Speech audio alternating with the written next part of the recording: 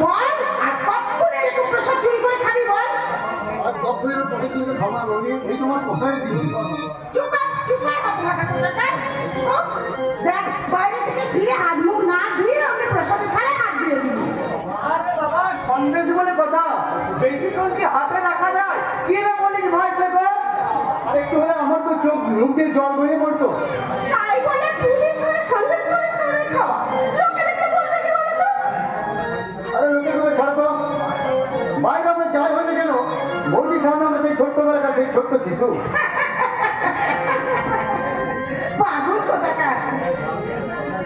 দেখ তোদের সবটাতেই দেখছি বাড়াবাড়ি জানিস তো? বৌদি আমার টাকা আবার হয়নি। এই শোন মা আমাকে মুখের কথা নিয়ে শুধু জন্মদিনই মা হওয়া যায় না, তার জন্য প্রয়োজন অগাধ ভালোবাসা, অগাধ মাতৃস্নেহ। আমি কি তার তোকে দিতে পেরেছি? যা দিয়েছো সেটা আমাদের অন্তরে জমা আছে বলি। কি বললি তোরা? সেই ছোট্টবেলায় মাকে হারিয়েছি, মাকে মনেও পড়ে না। তখন থেকে তুমি আমাদের মায়ের মতো মানুষ করে করেছ, সীমাহীন সেই মমতা দিয়ে মাতৃস্নেহে প্রভাব পরিপূর্ণ করেছ। তাই তো তোমার দিকে তাকিয়ে আরো 5 জন সন্তানের মতো হাসতে হাসতে আমরা বলতে পারি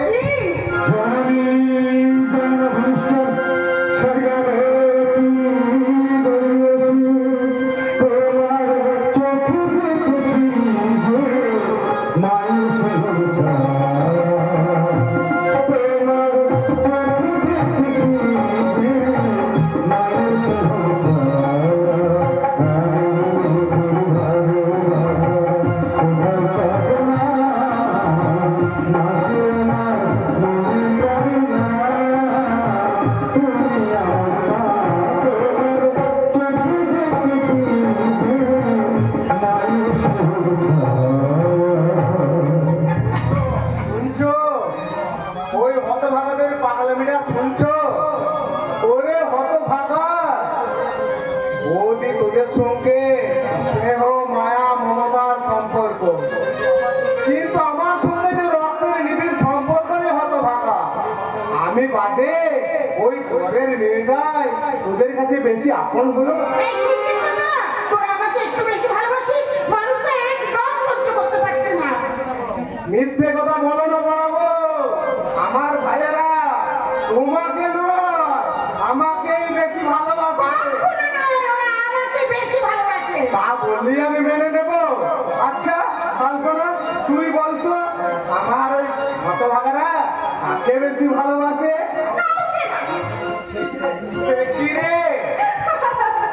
সব থেকে বেশি ভালোবাসে আমার এই দেবতুল্য দাদা আর এই দেবী পূর্ণিমা বৌদিকে।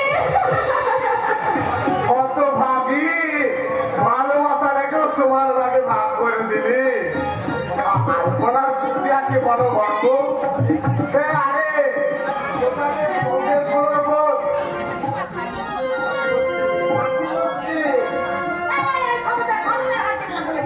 সব ভাইদের ওই একই দোষ, বাইরে থেকে এসে হাত মুখ না দিয়ে আমি প্রসাদের থালায় হাত দিচ্ছি। আছে সাত খাবো, তার আবার হাত মুখ ধুতে হবে? হ্যাঁ কেন কেন? হ্যাঁ বড় খুঁজে সময় দাও। আমি হলাম এবারের বড়, তাই বড় সন্দেশটাই আমার প্রাপ্য।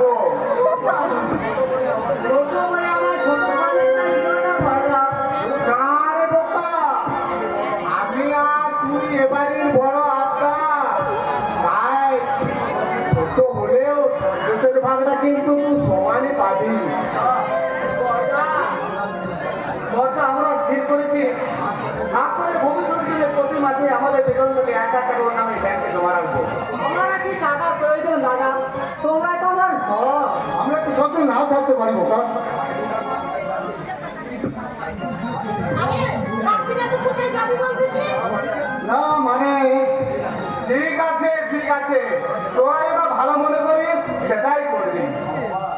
ভগবান আমার অন্ধকারে পাঠিয়েছেন বলেই তো আমার দোকানে একটু সুখ। সুখ নয় রে হতভাগা, সুখ নয়, এ হলো পূর্বজন্মের কর্মফল। তা না হলে এই 1200 টাকা মাইনের কেরানি ওই নীলাম্বর ঘোষালের জীবনের গতিপথ এভাবে বদলে দিতে পারে? আজ আমার দুটি ভাই তোমাদের ইনকাম ট্যাক্স অফিসার, আর এক হয় উচ্চপদস্থ পুলিশ অফিসার। পৃথিবীতে আমার মতো সুখী আর কজন বলতে পারিস?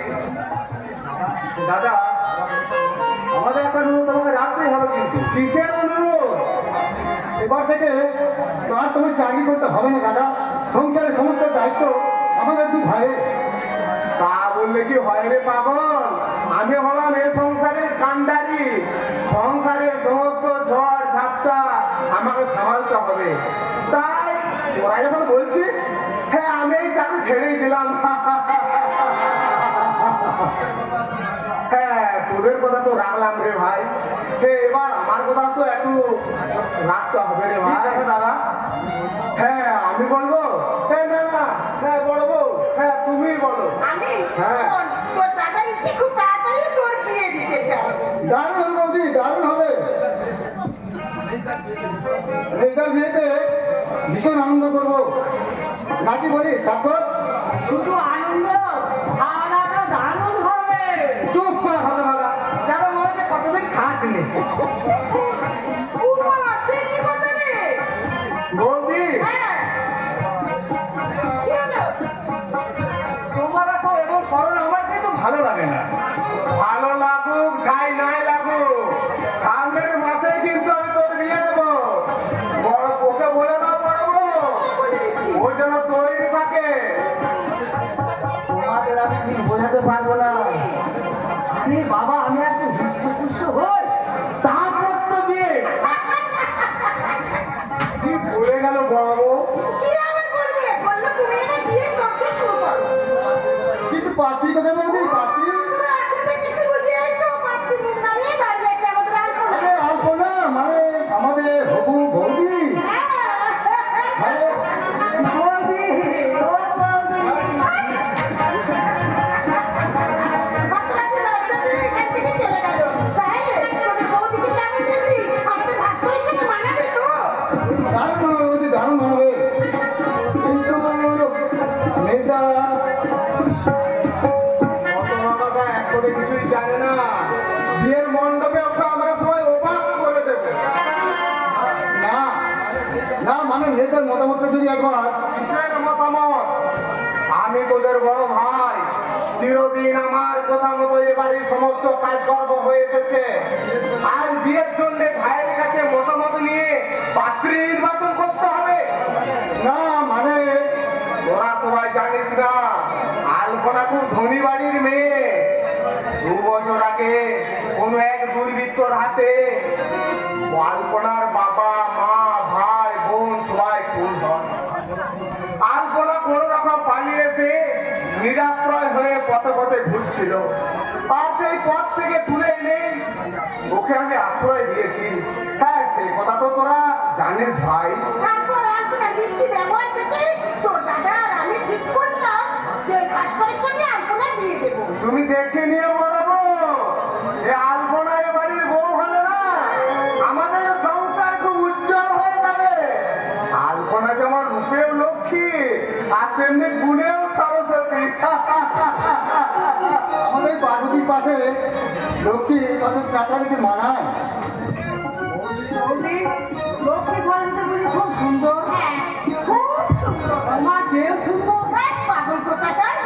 লক্ষ্মী সরস্বতী হলেন দেবী। আর দেবী দেবী সুন্দর না হয়ে আমি সুন্দর হবো বলতো? তুমি যে আমাদের দেবী বৌদি স্বাক্ষর। তুমি যে আমাদের মা, মায়ের যে সুন্দর এই পৃথিবীটা কেউ নেই। স্বাক্ষর স্বাক্ষর।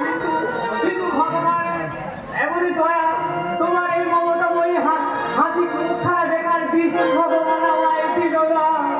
ভগবান আমায় দিল না।